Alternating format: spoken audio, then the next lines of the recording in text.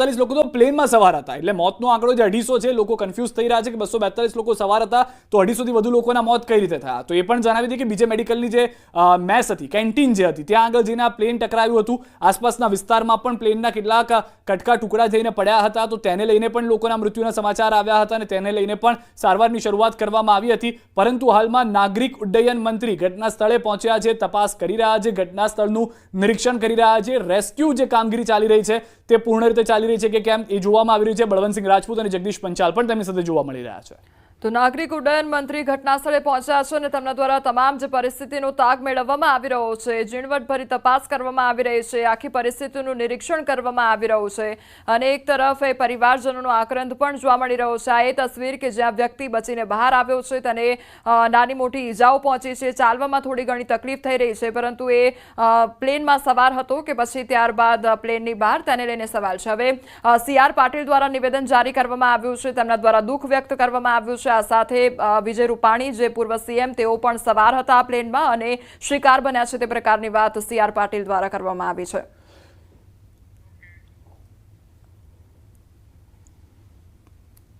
અને ભાજપ પરિવાર માટે તો ખૂબ મોટો આંચકો છે કે આપણા પૂર્વ મુખ્યમંત્રી શ્રી વિજયભાઈ રૂપાણી એ પણ આ જ પ્લેનમાં લંડન જઈ રહ્યા હતા.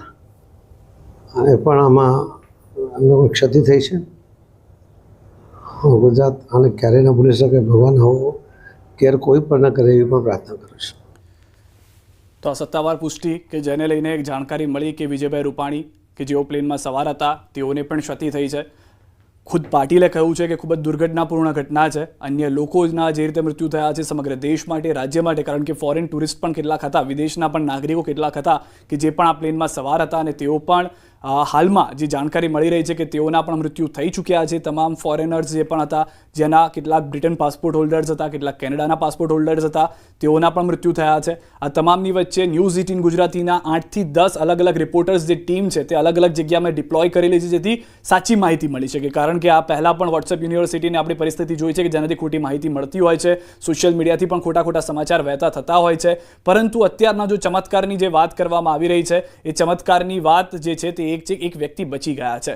અમારા પણ કમનસીબ છે કે અમારે પણ આ દુર્ભાગ્યપૂર્ણ રિપોર્ટિંગ કરવું પડી રહ્યું છે, પરંતુ હાલમાં ગુજરાતના તમામ લોકોને જાણકારી પૂરતી મળી રહે, હલચલ ન થાય, નાસભાગ ન થાય અને સૌથી વધારે મહત્વની વાત કોઈ ખોટી માહિતીમાં ન આવી જાય તે માટે જરૂરી છે કે અમે સાચી માહિતી, થોડો સમય ભલે વધારે લાગી જાય પરંતુ એકવાર વેરીફાઈ કરીએ અને ત્યારબાદ આપ સુધી પહોંચાડીએ. તો હાલની આ જે તમામ તસવીરો છે તે સાચા દ્રશ્યો, લાઈવ દ્રશ્યો અમે આપને બતાવી રહ્યા છીએ કે આ ઘટના ઘટી છે, આ રીતની ઘટના ઘટી હતી. અત્યારના આ પ્રમાણેની પરિસ્થિતિ છે. 250 થી વધુ લોકોના ન ઈચ્છતા હોવા પણ અમારે સમાચાર આપવા પડી રહ્યા છે કે મૃત્યુ થઈ ચૂક્યા છે અને આંકડો હજી પણ વધી શકે છે. હજી સુધી આ આંકડો છે સત્તાવાર રીતે વધી શકે તેવી જાણકારી પણ મળી રહી છે. પળે પળની અપડેટ્સ અમે આપને એ માટે પણ આપી રહ્યા છે જેથી એક પણ વ્યક્તિને પાસે મિસઇન્ફોર્મેશન ન જાય, ખોટી માહિતી ન જાય. ખુદ જ્યારે નાગરિક ઉડ્ડયન મંત્રી ત્યાં આગળ ઘટના સ્થળ પર પહોંચ્યા છે એ દ્રશ્યો બતાવ્યા. બીજી તરફના દ્રશ્યો આપ જુઓ કે જે મેસ હતી, જે કેન્ટીન હતી, ત્યાંના દ્રશ્યો જોવા મળી રહ્યા છે. અધૂરા ભોજન સાથે કેટલાક લોકો ભાગ્યા હશે, તેઓના પણ મૃત્યુ થયા હશે. દુર્ઘટનામાં એક વ્યક્તિ જીવિત મળ્યો છે જે ખુદ પોલીસ કમિશનર તરફથી કહેવામાં આવ્યું છે. હજી એ પુષ્ટિ કરવાની બાકી છે કે આ એ જ વ્યક્તિ છે કે જે પ્લેનમાં સવાર થઈને જતા હતા કે ત્યાં આગળ ઘટનામાં પ્લેન દુર્ઘટના થઈ ત્યારે તેમાંથી બચી ગયેલા વ્યક્તિ છે. તો આવા અલગ અલગ જાણકારી છે, પરંતુ પુષ્ટિ થયા બાદ અમે આપને જાણકારી આપીશું. એ પુષ્ટિ ચોક્કસથી થઈ ચૂકી છે. ખુદ પોલીસ કમિશનરે કહ્યું છે કે એક વ્યક્તિ જીવિત છે. હવે એ વ્યક્તિ કોણ છે? પ્લેનમાં સવાર હતા એ વ્યક્તિ જીવિત છે, અત્યારના જે વિડીયોમાં બતાવી રહ્યા છે એ વ્યક્તિ છે કે કેમ, એ તમામ મુદ્દે હજી સ્પષ્ટતા થવાની બાકી છે. પરંતુ આ દુર્ઘટના થઈ તેમાં આ વ્યક્તિ ચપેટમાં આવ્યા હતા એ વાત નક્કી છે, કેમ કે તે ઓડિયોની અંદર બોલતા સંભળાઈ રહ્યા છે કે પ્લેન પડ્યું છે, પ્લેન ક્રેશ થયું છે, તેઓ તેમાંથી બચીને આવ્યા છે. હજી પણ કેટલાક લોકો ત્યાં આગળ છે તેવું આ સમગ્ર વિડીયો ઓડિયોની અંદર કહેવામાં આવી રહ્યું છે. તો એ વાત સ્પષ્ટ છે કે દુર્ઘટનામાં તેઓ ક્ષતિગ્રસ્ત થયા છે, પરંતુ હજી એ કહેવું મુશ્કેલ છે કે પ્લેનના મુસાફર હતા કે ત્યાંના સ્થાનિક હતા. સિદ્ધાર્થ, હવે 1 કલાક ને 38 મિનિટે આ જે પ્લેન છે તે ટેક ઓફ થયું હતું અને લગભગ 1 કલાક અને 40 મિનિટે 5 જ મિનિટમાં લગભગ આ પ્લેન જે છે તે ક્રેશ થઈ ગયું હતું. એટલે 5 મિનિટનો સમયગાળો અને તરત જ પ્લેન ધડામ દઈને નીચે પડ્યું અને આખો જાણે બ્લાસ્ટ થયો હોય તે પ્રકારની પરિસ્થિતિ જોવા મળી. એટલે ત્યારથી લઈને અત્યાર સુધી, અત્યારે સાંજના લગભગ 7:30 વાગવા આવ્યા છે અને ત્યાં સુધી આપણે સતત અપડેટ આપતા રહ્યા છે. જે પણ જે ઘટના સ્થળ છે જ્યાં આગળ પ્લેન ક્રેશ થયું અથવા તો જે એરપોર્ટ છે ત્યાં આગળ અત્યારે કયા પ્રકારની પરિસ્થિતિ છે, આ સિવાય સિવિલ હોસ્પિટલની વાત કરવામાં આવે તો સિવિલ હોસ્પિટલથી આપણા સંવાદદાતા સતત અપડેટ આપી રહ્યા છે. આ સાથે જ્યાં આગળ ઘટના સર્જાઈ હતી ત્યાં દૂર એક હાઇટ પર બિલ્ડિંગ આવેલું હતું અને ત્યાંથી પણ આપણા સંવાદદાતા દ્વારા આપણને તમામ જે દ્રશ્યો છે તે દર્શાવવામાં આવ્યા હતા અને લગભગ 3-4 કલાક વીતી ગયા છતાં પણ ત્યાં આગળ ધુમાડો જોવા મળી રહ્યો હતો એટલી હાઇટ પરથી. એટલે જ્યાં એવા જે પણ ઇમ્પેક્ટફુલ સ્પોટ્સ છે ત્યાં આગળ તમામ આપણા જે રિપોર્ટર્સ છે તે ઊભા છે અને તેમના દ્વારા તમામ જે ઝીણવટભરી માહિતી છે તે મેળવવામાં આવી રહી છે ને એટલા માટે જ આપણે સતત તેના વિશે વાત કરી રહ્યા છીએ અને એટલે જ લોકોને એ જ અપીલ કરવામાં આવી રહી છે કે ખોટી જે માહિતી છે તેના ઉપર વિશ્વાસ ન કરે. એક તરફ જે લોકો અત્યારે સારવાર લઈ રહ્યા છે તેને લઈને પણ ઘણા સવાલો છે કે આ જે લોકો સારવાર હેઠળ છે તેમાં કેટલા લોકો છે તેને લઈને પણ સવાલ થઈ રહ્યા છે. આ જે વ્યક્તિ બચ્યા છે, જે વ્યક્તિ અત્યારે ચાલવામાં તકલીફ થઈ રહી છે, તેમની સાથે પણ આપણે વાતચીત કરવાનો પ્રયાસ કરીશું કે આખરે તેમની સાથે શું થયું હતું. તેઓ શું પ્લેનમાં સવાર હતા કે પછી પ્લેનની બહાર હતા અને ક્યાંક તેનો કાટમાળ તેમને વાગ્યો હોય અને તેના કારણે તેમને ઈજાઓ પહોંચી હોય. એટલે તેમની સાથે પણ આપણે સંપર્ક કરવાનો પ્રયાસ કરીશું અને તેમની સાથે પણ વાતચીત થાય એટલે આપણને ખ્યાલ આવશે કે આખરે તેમની સાથે થયું હતું શું. પરંતુ અહીંયા મહત્વની વાત એ પણ છે કે જો આ વ્યક્તિ બચી ગયા છે તો એ મોટો ચમત્કાર છે, કારણ કે એટલી મોટી દુર્ઘટના અને તેમાં બચીને આવવું એ ખૂબ જ મોટી વાત કહેવાય. હાલમાં જે જાણકારી છે તે પ્રમાણે કહેવામાં આવી રહ્યું છે કે આ વ્યક્તિ જે હતા તે પ્લેનમાં સવાર હતા. જે જાણકારી છે હજી તેના પર કન્ફર્મેશન નથી આવ્યું. તેમનું નામ જે છે તે રમેશ વિશ્વકુમાર હોવાની જાણકારી મળી રહી છે. કોઈ પણ કન્ફર્મેશન નથી આવ્યું.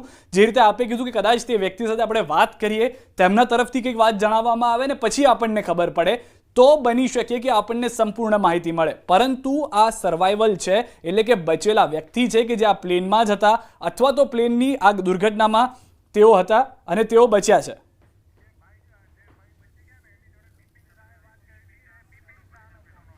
આ ભાઈ જે બચી ગયા છે તેમની સાથે એક અન્ય વ્યક્તિ બિપિન શાહ નામના વ્યક્તિએ વાત કરી હતી, તે અમારી સાથે જોડાઈ ગયા છે. બિપિનભાઈ, શું કીધું આ વ્યક્તિ જે બચી ગયા છે તેમને લઈને, તેમનું શું કહેવું હતું? આ વ્યક્તિ સાથે અમારે જે ગામના વ્યક્તિ છે એ ગામના વ્યક્તિને ત્યાં અમે બધા હતા અને અમે કાર્યકરોએ વાત કરેલી છે કે ભાઈ કેમ છે ને શું છે, તો એને એમ જવાબ આપ્યો, શોર્ટમાં એકદમ જવાબ આપ્યો, કારણ કે એ પણ ઇન્જર્ડ તો છે.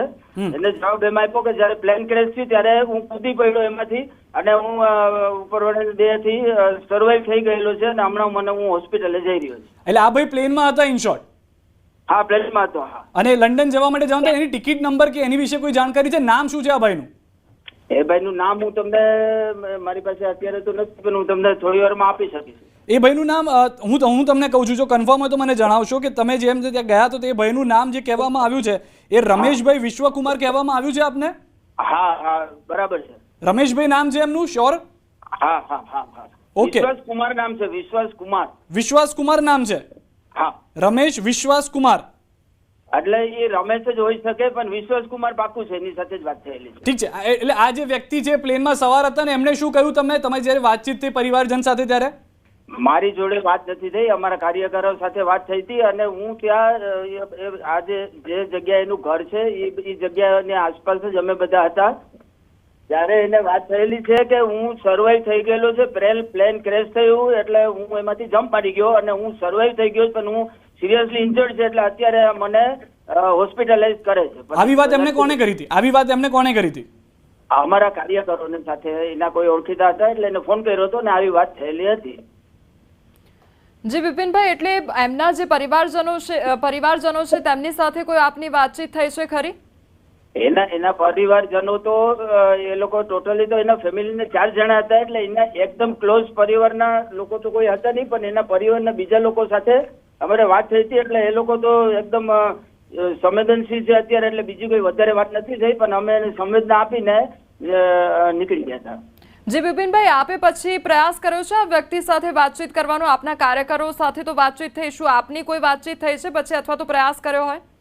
એ પછી સતત કાર્યકરો એને ફોન કરતા હતા, એના નજીકના સંબંધીઓ પણ ફોન કરતા હતા, પણ એનો ફોન સ્વિચ ઓફ આવે છે કારણ કે એ અત્યારે હોસ્પિટલાઇઝ છે. જી બિપિનભાઈ, આપ અમારી સાથે જોડાયા તે બદલ આપનો આભાર. તો આ જે વ્યક્તિ છે ખૂબ મોટો ચમત્કાર કહી શકાય સિદ્ધાર્થ, કારણ કે આ વ્યક્તિનો જીવ બચી ગયો. તમે વિચારો કે 230 જેટલા જે મુસાફરો હતો તેમનું બુકિંગ થયું હતું આ ફ્લાઇટ માટે, અને બીજા ક્રૂ મેમ્બર્સ અને પાયલટ, અને એમાંથી આ એક વ્યક્તિ જે છે પોતાનો જીવ બચાવીને બહાર નીકળ્યો છે. તેણે કહ્યું કે જ્યારે પ્લેન ક્રેશ થઈ રહ્યું હતું અને મને લાગ્યું એટલે હું કદાચ કૂદી પડ્યો અને એટલા માટે મારો જીવ બચી ગયો. આ પ્રકારની વાત તેમના દ્વારા કાર્યકર્તાઓ સાથે કરવામાં આવી છે. એટલે કેટલો મોટો ચમત્કાર કહી શકાય કે જ્યાં આટલા બધા લોકોના જીવ જઈ રહ્યા છે અને આઈડેન્ટિફાઈ નથી કરી શકતા આપણે કે કોણ હવે જીવિત છે અને કોણ મૃત્યુ પામ્યા છે, અને એની વચ્ચે આ ભાઈ હેમખેમ પહોંચી ગયા છે.